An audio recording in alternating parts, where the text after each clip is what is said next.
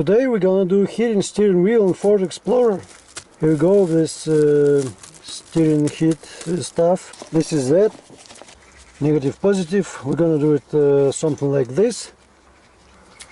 On this side and that side, so heated, it will be heated these surfaces. So first what we gotta do, we gotta take this off, unscrew it and open this space. We take the 8mm head and unscrew it and take it off. You see it's not connected. What we do next is we free in steering wheel of this. You got this, you see there's a triple stuff here, because I like the fat steering wheel. And we're gonna put it, this heater down there, so it get the skin off. Yeah, we're gonna clean it a little and gonna put this stuff here. Then we peel this off like this, and we put it on like this, and it should like. Now we can put it back, preventing this tearing off.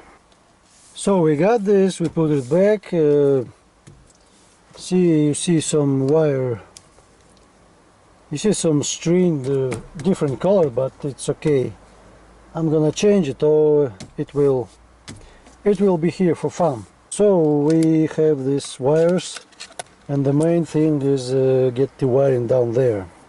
So I'm gonna use the airbag wiring, because airbag always not working here. This wiring was tearing off before me. You see there's a solder in here. So we cut these connectors, Z connector, and gonna do it through this wiring. I disconnected from this Smoky People device this connector, and connected it to our heater, and I tested. Oh, it feels warm. It feels warm already, so it's working. We connected two red wires with this gray and orange wire, and two black wires with white and gray wire. Then we gotta go, it's here, and here we can put our airbag back. So my job finally done. I gotta hide these wires some way. I don't know, maybe do it later. So I did